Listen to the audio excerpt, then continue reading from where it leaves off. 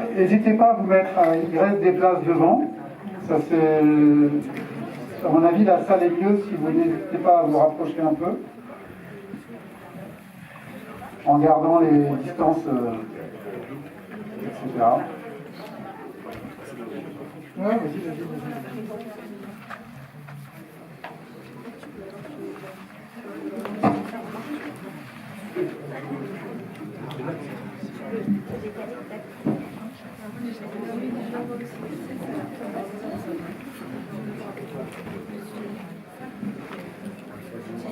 Bonsoir à tous. Voilà. Merci beaucoup d'être ici pour la première avant-première parisienne du film, en tout cas auprès d'un public réel, et non pas pour des projections professionnelles. Ça nous fait très très très plaisir que vous soyez là ce soir, malgré tout, malgré les multiples changements d'horaire. Enfin voilà, on voit que les gens s'adaptent et c'est vraiment super. Moi je suis la distributrice du film, donc je suis ravie pour le coup de sortir ce film aujourd'hui. Ça fait maintenant assez longtemps qu'on le porte, puisqu'on devait le sortir avant le confinement. Et c'est donc une grande joie, d'autant que voilà, on aime énormément ce film. On est très très content de travailler avec Eric et les producteurs du film, Bonne Pioche, qui sont ici ce soir, Yves Darando et Emmanuel Priou, que je remercie vraiment beaucoup pour leur confiance. Le film va sortir donc mercredi évidemment. Si vous aimez, n'hésitez pas à en parler, c'est très très important. Et restez si vous avez aussi un peu de temps. Il y aura une discussion à la fin du film avec Eric et Cédric Orban qui est dans la salle ici et que vous verrez dans le film, et puis avec voilà, les producteurs si vous avez des questions pour eux. Merci beaucoup.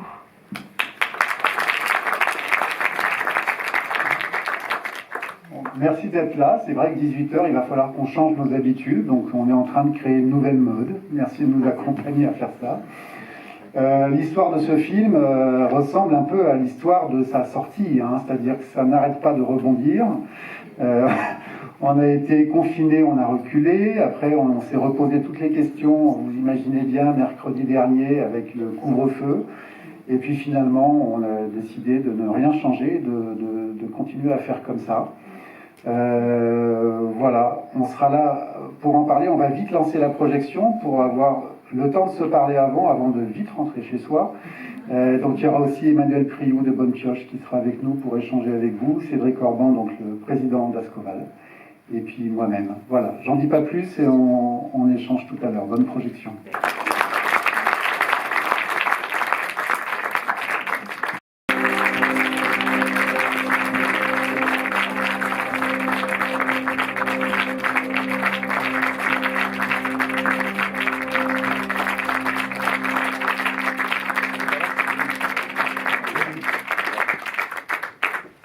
Cédric Orban.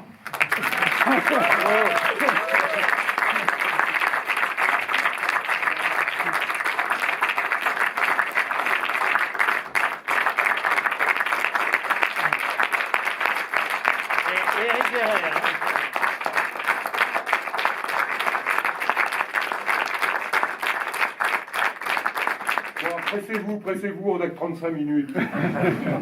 On a donc le réalisateur, le producteur, le directeur et la distributrice. C'est bien. C'est pas mal. Si on se mettait sur scène, on pourrait peut-être retirer nos masques, non? Ben, je sais pas. Oui. Hein, en s'éloignant de vous, là. Oui. Surtout Cédric, il a du On mal. voit vos têtes, vos sourires et tout. Ah. Oh là là. Monsieur le Président. On a 35 minutes, puisque après il y a le couvre-feu. C'est pas le couvre-feu d'ailleurs, il faut qu'on soit précis là-dessus, c'est un confinement nocturne. Mais soyons précis d'un point de vue lexical. Donc je vais simplement vous laisser la parole. Et donc comment? Il est allumé? Ouais. Voilà. Donc c'est à vous de poser des questions, peut-être à ces 3-4 personnes. Et moi je vais passer le micro. On va peut-être les entendre là et répéter leurs questions, Philippe, parce que à mon avis tu vas t'embêter sinon. Pendant que la première question se prépare à se lancer, moi je suis un des producteurs du film et je voudrais dire juste un mot pour féliciter Éric Guéret, parce qu'il est très modeste, mais il a tout fait pratiquement tout seul. Il est filmé, il fait le son, il fait le drone, il conduit la voiture, il réserve sa chambre d'hôtel, il se lève en pleine nuit pour retourner à l'usine, et je pense que vous l'avez tous vu, il aime ces gens, il aime les gens qu'il a filmés, il les aime profondément, si bien que les gens l'oublient, il fait partie de l'équipe, je pense que Cédric pourra confirmer ça, il fait partie de l'équipe et c'est pour ça qu'il arrive à filmer avec autant d'intimité et de naturel ces discussions parfois difficiles. Il y a des images rares qu'on ne voit jamais avec autant d'honnêteté et de sincérité. Donc j'en profite, Eric, pour dire que en tant que producteur et au nom de Bonne Pioche, je suis extrêmement fier qu'on ait pu t'accompagner sur ce film, qui sorte au cinéma dans des conditions particulières. Alors c'est le couvre-feu sacré, il faut le dire, il faut accompagner ce film. Le New Story, le distributeur, fait un travail remarquable parce que c'est de la dentelle de sortir un film comme ça, c'est difficile, il faut y aller salle par salle, ville par ville, séance par séance. Donc autant que vous pouvez, dites-le si ce film vous a plu, accompagnez-le, parlez-en autour de vous dans les réseaux sociaux. Et puis je voudrais aussi d'un mot saluer ce patron. Moi aussi, je suis patron dans une plus petite entreprise que la vôtre. Et souvent, les films montrent des combats assez manichéens entre les gentils ouvriers face aux méchants patrons. Alors, on voit bien que c'est pas ça la réalité. On voit bien que là, c'est main dans la main, quand ça a été bien montré dans le film, le combat d'un homme et de ses équipes pour sauver leur outil de travail dont ils sont tellement fiers. Et en tant que patron, c'est quelque chose qui est aussi très inspirant. Parce qu'évidemment, quand on dirige une entreprise, on a envie avec les salariés, main dans la main, de les accompagner vers un avenir meilleur. Voilà. C'est un petit mot plus personnel. Qui se lance pour la première question ? Pour quelle raison, en premier lieu, il a fallu retrouver un repreneur ? C'est-à-dire que... Oui, parce que Ascoval était une aciérie qui appartenait à Vallourec depuis 40 ans. Et l'activité de Vallourec diminuant, cette aciérie n'était plus chargée correctement. Et Vallourec s'est rapproché d'Ascométal pour créer un joint venture, Ascoval, en janvier 2017, pour récupérer la charge d'Ascométal. Les deux ensemble, si vous voulez, ça devait conduire à charger l'usine correctement. Sauf qu'après 9 mois, Ascométal est tombé en faillite. Et comme Ascométal était un des clients qui présentait 60% du chiffre d'affaires, Ascoval est tombé en faillite la semaine suivante. Et moi, je voulais... Il y a une chose qui arrive à la fin, c'est de faire valoir le côté énergie renouvelable de l'entreprise. Pourquoi est-ce que c'est seulement à la fin et que ça n'a pas pu être défendu au début ? Voilà, moi c'est une question, parce que si ça avait été mis en lumière dès le début, il n'y aurait peut-être pas eu tous ces problèmes, je sais pas. Là, malheureusement, je crains que vous rêviez. Ah, non, effectivement, on est top, parce que on est dans l'économie circulaire, donc on fait de l'acier à partir de la ferraille. On émet 10 fois moins de CO2 que d'autres sidérurgistes, tout ça c'est formidable. Mais ce n'est pas une raison suffisante pour pouvoir continuer. Donc, c'est vrai qu'on a surfé, on a communiqué là-dessus, beaucoup. Mais finalement, si vous voulez, au temps T, à l'instant T, c'est pas ça qui fait que vos prix de revient sont compétitifs, parce que quand même, on est dans un marché de commodité, et donc un actionnaire est prêt à investir pour vous reprendre. Donc, heureusement, on a des repris. Une fois, 2 fois, 3 fois, en 3 ans et demi, parce que moi je suis arrivé à la création d'Ascoval, j'ai changé 7 fois d'actionnaire en 3 ans et demi. Donc c'est quand même pas mal. Mais c'est un plus. Bah, je ne plus, hein. Si. C'est le couvre-feu. C'est un plus, mais c'est pas suffisant.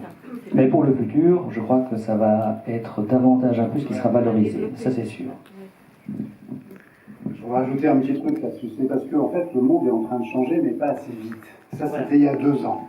Parce qu'il y a, la semaine dernière, on a reçu au Festival Atmosphère de Courbevoie, le film a reçu le prix de l'Agence nationale de la transition écologique.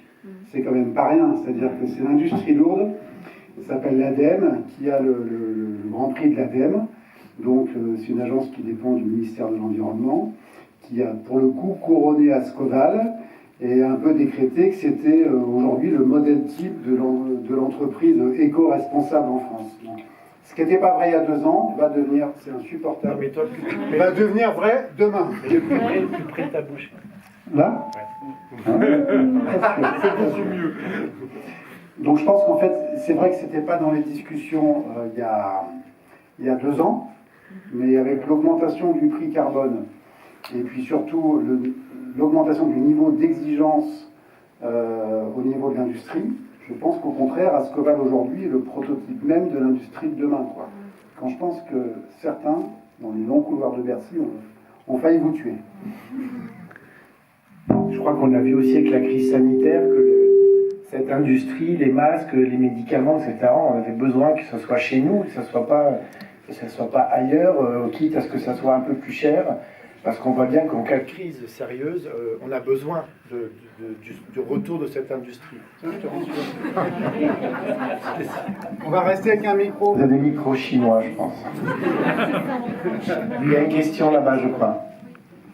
Comment est-ce que vous avez survécu à la fin du délai de 1 an quand le premier repreneur vous a laissé tomber et qu'il ne pouvait pas payer les salaires? Alors, difficilement. Hein, on avait quand même développé tout doucement des nouveaux clients. On en avait 1 ou 2 de nouveaux tous les mois. Mais l'activité était quand même très très faible et on tournait 1 à 2 semaines par mois. Et alors on a reçu des aides de l'État. Donc d'abord le personnel a pu être mis en chômage économique, en chômage technique quand on ne produisait pas.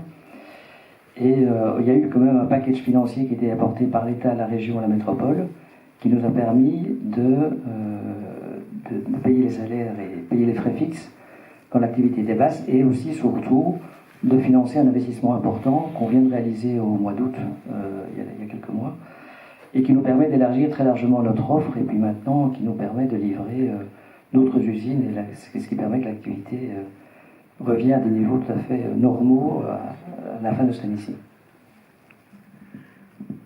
Comment vous avez fait sans Vallourec? Ça paraissait impossible avec notre entreprise. Oui, c'est ça. Donc, alors, on ne fait pas tout à fait sans jeu, parce qu'il reste quand même un des clients. D'ailleurs, vu la situation économique de Vallourec, je leur demande d'être payé pro forma maintenant.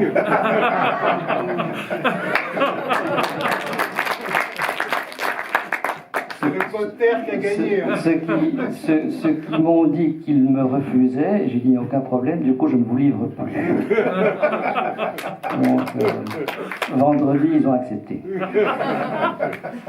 Voilà, on a développé de nouveaux clients et c'est vrai que l'activité est faible, mais je vous dis, elle remonte. On a fait une modification de l'usine au mois d'août. C'est un investissement important de 17 millions d'euros. La fameuse machine à fil?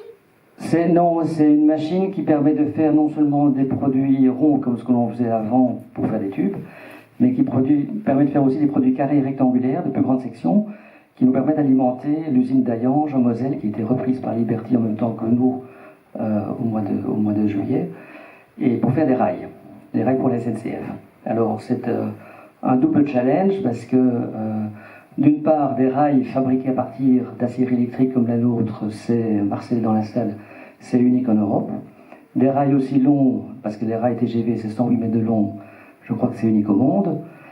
Et l'équipement que l'on a mis en place au mois d'août est une première mondiale et a démarré parfaitement. Donc c'était quand même pas gagné, mais on a réussi. Encore bravo.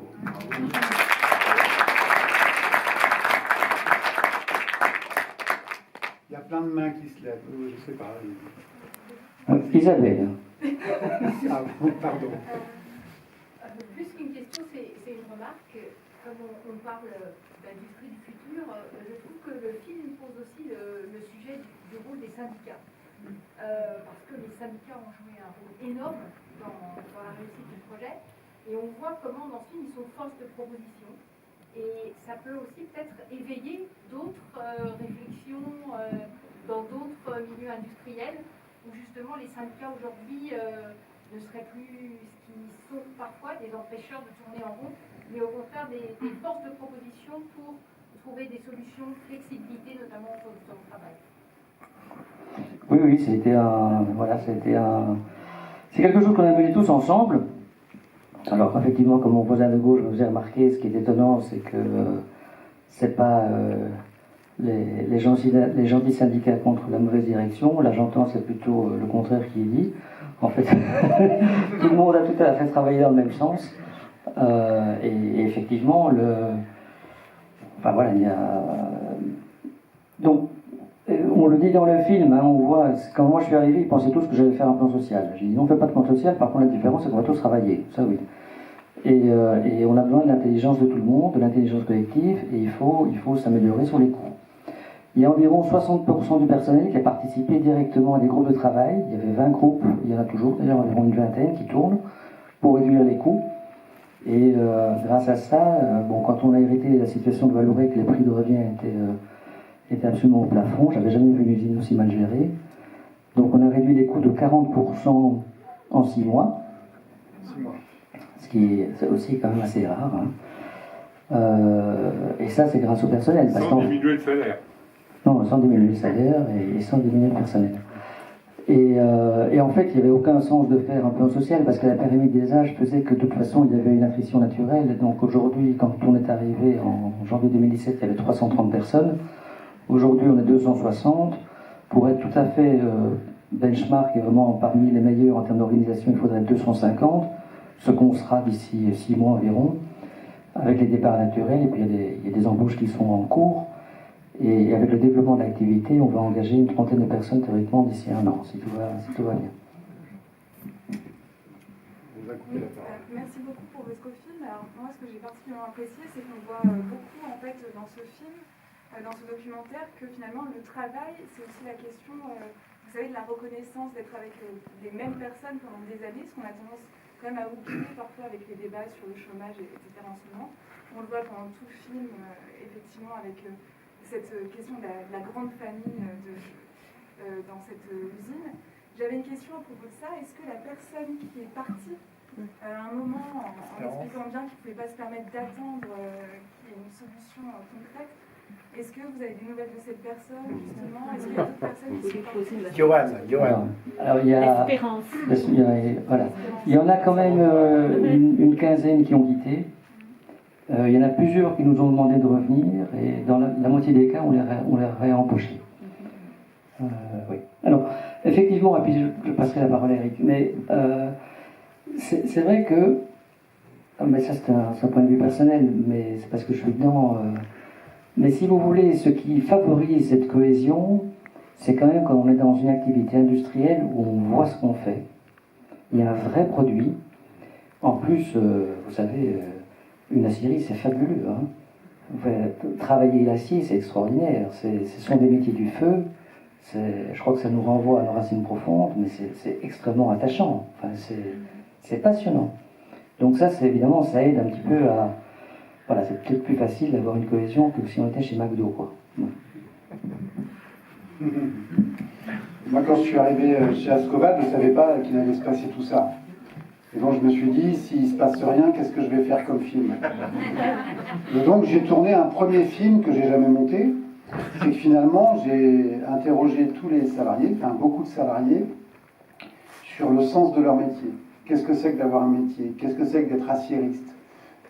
Qu'est-ce que c'est que de risquer de le perdre? Et moi, je pensais en arrivant dans un endroit comme ça qui ressemble un peu à l'enfer, même si c'est beau, parce que quand on y est, c'est quand même un métier très très dur, qu'on y allait le matin en traînant des pieds, qu'on attendait vite le soir, qu'on rêvait de ses vacances, etc. Et je suis tombé sur des gaillards qui se sont mis à pleurer à l'idée même d'imaginer que leur usine ferme. Et là, je me suis dit, je pense que j'ai un petit coup de retard, il va falloir me mettre à niveau vite fait. Et donc, je les ai tous interrogés. Et j'ai compris la différence entre un métier et un boulot. En fait, ça touche à l'identité. C'est aussi, donc ce film que j'ai jamais monté, c'était aussi un film sur qu'est-ce que c'est que d'être ouvrier, qu'est-ce que c'est que d'être cadre, qu'est-ce que c'est que la reconnaissance sociale. Enfin, finalement, c'est quelque chose qui est bien plus vaste.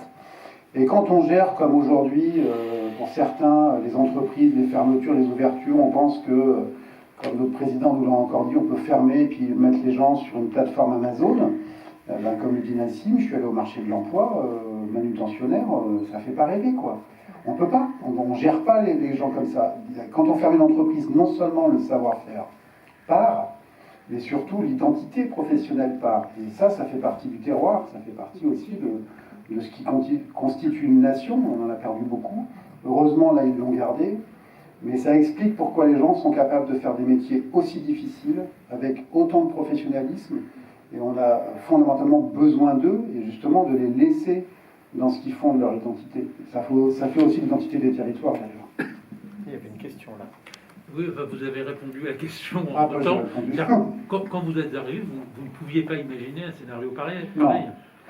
Et puis vous avez répondu. Non, vous étiez sur. Non, mais j'ai jamais fait ce film sur qu'est-ce que c'est que d'être ouvrier. C'est un film qui reste à faire. Hein.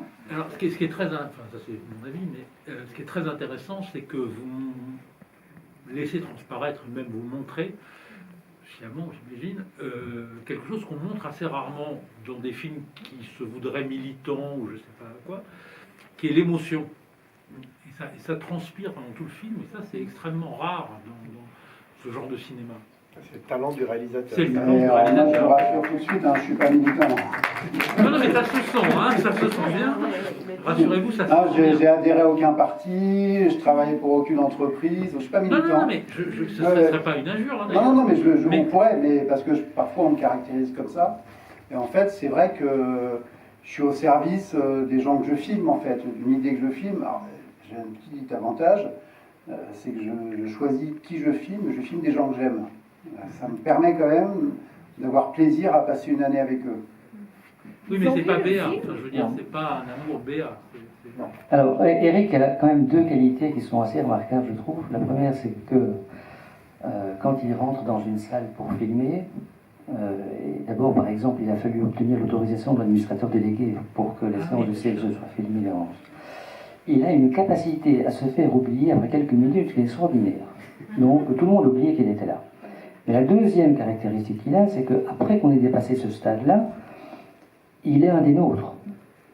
Il est un des nôtres, et c'est pour ça que je crois que les gens s'expriment si naturellement, c'est parce qu'il fait partie de la famille. C'est vrai qu'il a passé des centaines d'heures, hein, parce que ça dure 1h30, mais je pense qu'il a filmé 200 heures. 70 jours, je suis. Voilà.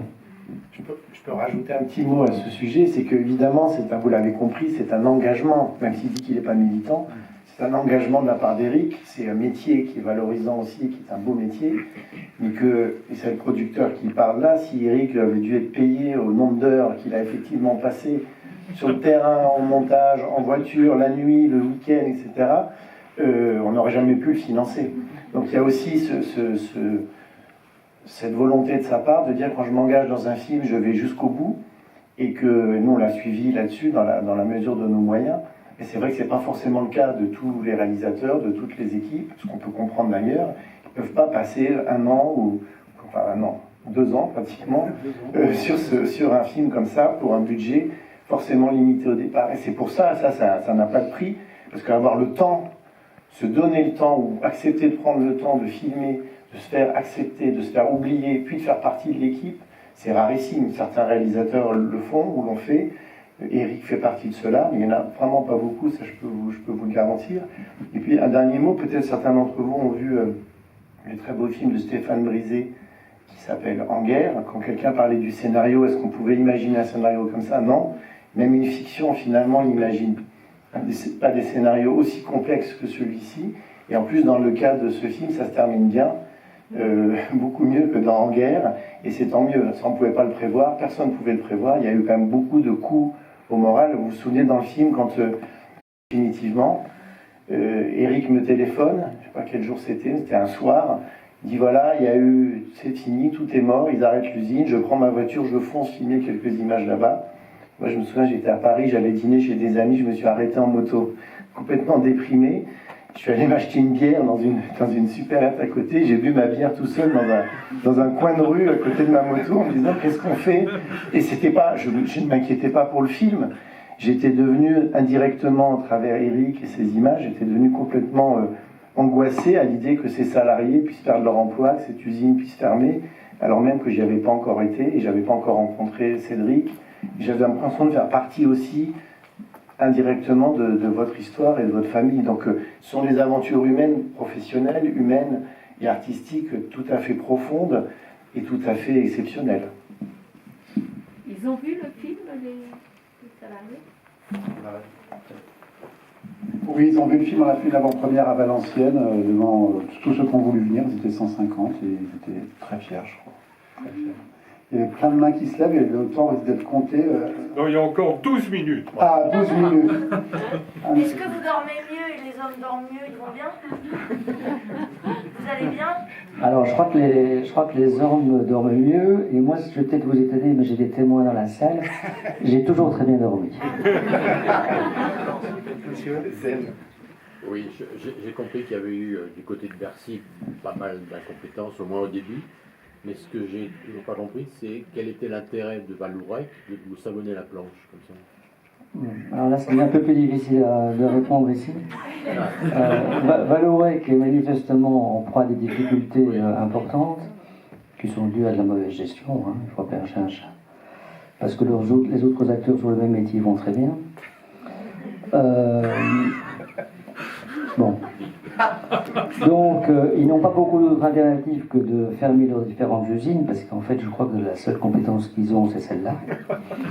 Et à partir du moment où la première qui voulait fermer, à savoir Ascoval, ne ferme pas, ça mettait un petit peu le domino, on en parle, en cause, si vous voulez. Donc, ça rendait leur restructuration plus difficile. Voilà. Oui, c'est un avis personnel. Hein. À partir du moment où l'outil de travail était apparemment neuf, en très bon état, etc. Oui, mais là, ça fait partie des faits remarquables de chez Valourec. C'est que juste avant d'avoir vendu l'usine pour 20 francs 6 sous à Ascométal, ils ont investi 150 millions d'euros dans l'outil. Oui. Merci pour votre film. Vous avez dit que vous vouliez montrer qu'est-ce que c'était d'être ouvrier en 2020. Moi, je pense aussi que le film montre ce que c'est d'être un homme politique aussi en 2020. Du coup, j'avais deux questions. Où est l'État stratège? Parce que là, on n'a pas vu. Alors qu'en plus, c'est des filières qu'on peut développer à l'avenir. Et la deuxième question, là, je parle au patron. Est-ce que la nationalisation temporaire aurait été possible? Qu'est-ce que vous en pensez? Parce que je pense que la politique, c'est avant tout une question de courage et de volonté. Or là, on n'en a pas vu du tout de la part des gens concernés. Bon, l'état stratège, je ne sais pas, je crois que il faut pas demander, enfin, chacun son job aussi. Hein, donc, bon. Alors, la nationalisation, bon, effectivement, on est passé par, ça a quand même été les montagnes russes. Hein. Donc, on se disait bien, et ça, Bercy était en fait avec ça, que s'il y avait vraiment une période difficile à passer de 3 à 6 mois avant que un nouvel investissement soit là pour redémarrer sur des nouveaux produits, des nouveaux clients, etc., on sans doute, enfin, il était prêt à envisager réellement la nationalisation, oui. Mais donc, ça n'a pas dû être nécessaire.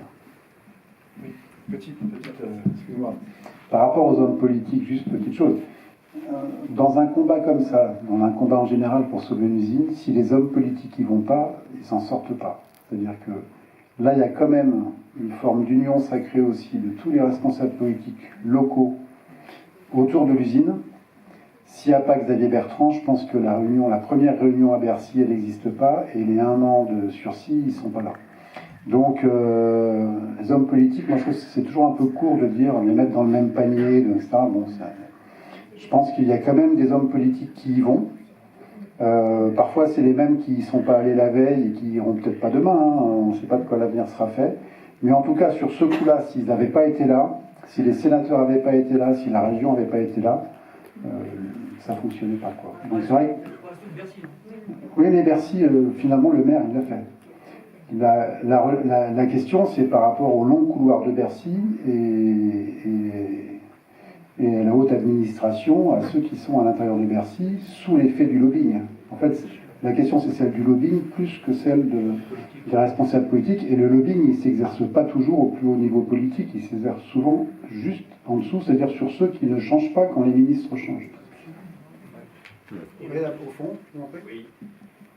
Je voulais savoir comment je portais le projet aujourd'hui, et comme vous avez eu 7 actionnaires en 3 années et demie, je voulais savoir quels étaient vos rapports avec le nouvel actionnaire et quelles étaient les perspectives qu'il vous donnait.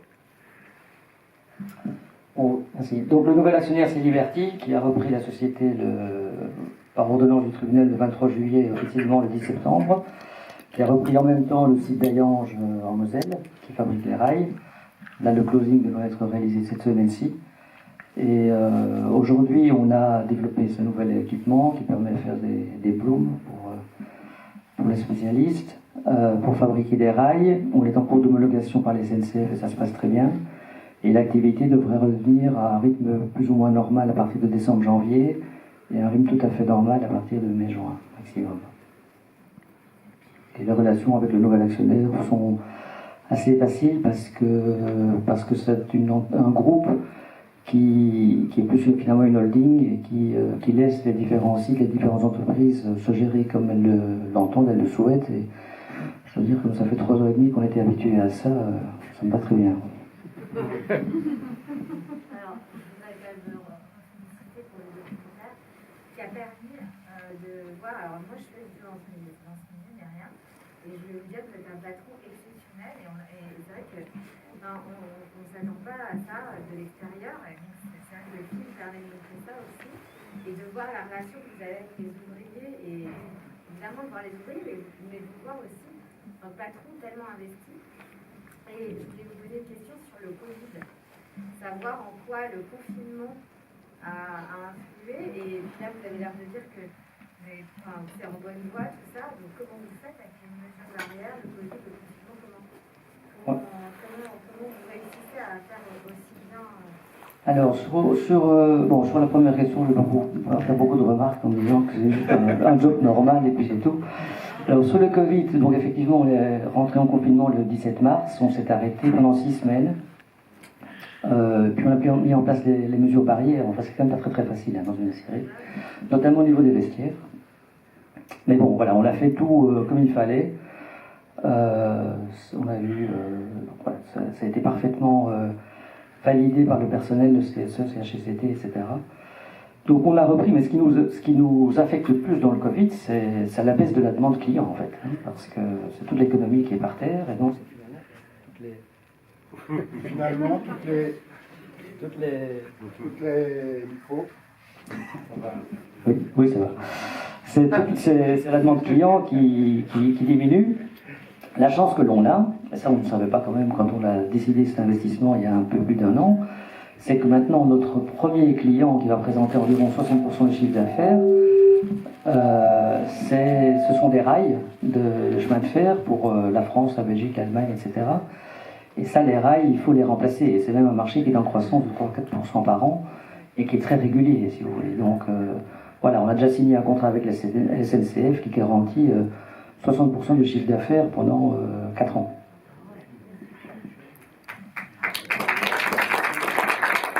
Je voulais prolonger un tout petit peu la réponse d'Éric tout à l'heure qui a été faite à la question sur les hommes politiques et de ne pas tous les mettre dans le même panier. À propos de panier, il y a Agnès Pannier justement dans le film, où moi je trouve que c'est une de mes séquences préférées, où on voit cette femme qui prépare dans le train ce qu'elle va dire pour tuer cette usine, et puis qui quand même a cette intelligence, alors peut-être qu'elle est encore neuve, elle vient d'arriver, mais qui a cette intelligence de comprendre ce qui se passe, ou d'entrevoir ce qui se passe, et à ce moment-là, tout bascule quand même, et c'est un moment clé de votre histoire et de celle du film, et je trouve que c'est en ça aussi que le film n'est pas du tout manichéen, puisqu'il y a des hommes politiques, il y a des qui sont vraiment pourris et détestables, il y en a qui sont entre les deux, il y en a qui sont plutôt louables, et encore une fois, c'est pas les méchants politiques contre les gentils citoyens, ou les méchants patrons contre les gentils ouvriers, c'est beaucoup plus fin que ça, et c'est à la fois dû au travail qu'a fait Éric, et puis dû à la réalité des gens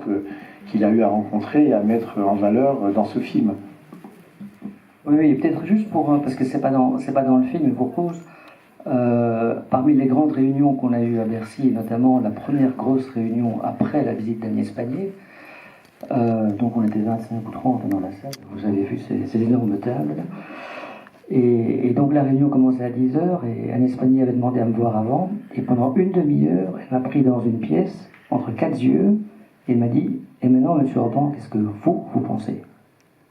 Et pendant une demi-heure, je lui ai dit ce que je pensais. Et bon, ça va, c'est clair. Donc, voilà, de nouveau, je crois que c'est comme les patrons, c'est comme les syndicats, c'est comme les ouvriers, il ne faut pas généraliser, il y en a des bons, il y en a des mauvais, on en a vu des très mauvais, on en a vu des très très bons. Écoutez, il est 20h13. Dernière question. Julien. Julien, c'est le dernier. Oui, comment dire, depuis 20-30 ans, en fait, on nous parle de la mondialisation et du fait qu'en fait, la concurrence entre des pays comme la France ou l'industrie française ou européenne, par rapport à des pays où les coûts de production sont moins forts, moins importants et du coup aussi de la main-d'œuvre, on ne ferait pas le poids et qu'en fait, des pans d'industrie, en fait, forcément, viendraient à affaiblir en tout cas. Comment se fait-il qu'en fait, vous réussissiez? Est-ce que c'est propre à votre domaine d'activité ou est-ce qu'il y a des choses dont on n'est pas au courant et qu'on ne dit pas? Non, je crois que nous-mêmes, nous vendons sur un marché mondial. On a des gros clients en Arabie Saoudite, par exemple. La concurrence est là, si vous voulez. Si on avait été à la performance de Valoré, c'est certain qu'on serait mort. On serait mort depuis longtemps. C'est fini. Je dis que c'est fini. Non, la question est importante. On entend. Vas-y, tu Oui, peux on finir. Sans micro, on entend. Je le tiens. Non, toi, tu mets des parasites. Donc, si vous voulez, si l'usine est mal gérée, c'est certain qu'on disparaît. Si l'usine est bien gérée, enfin, c'est une question d'énergie qu'on met dans le système. Hein. Il y a tout à fait moyen d'être compétitif sur le marché et à l'export. Tout à fait. Et le coût de la main-d'œuvre, ce qui est intéressant, c'est que Cédric dit sur le coût de la main-d'œuvre. Et le coût de la main-d'œuvre chez nous est tout à fait comparable. Alors, c'est vrai qu'il est plus élevé que nos concurrents directs. C'est pas tellement les Chinois, c'est plutôt les Russes. C'est plutôt les Russes et les Ukrainiens, voire les Turcs. Donc, il y a clairement un écart de coût salarial. Mais voilà, quand on est arrivé, il y avait 330 personnes pour faire 160 000 tonnes. Maintenant, on en fera 300 000 tonnes avec 251 personnes. Voilà, on a progressé. Et puis, Est-ce que les salariés ont dû faire des concessions finalement sur leur temps de travail et leur... Oui, mais ils ont signé, on les voit. Vous avez vu, ils ont voilà. C'était pas le même problème. Non, mais ça c'est resté. D'accord. Merci à tous. Merci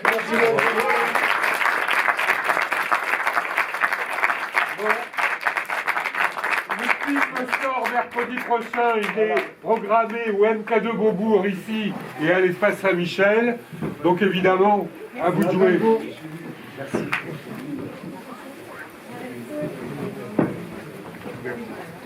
Bon, Eric, je fais oui, de plus. Oui, mercredi, je pourrais pas.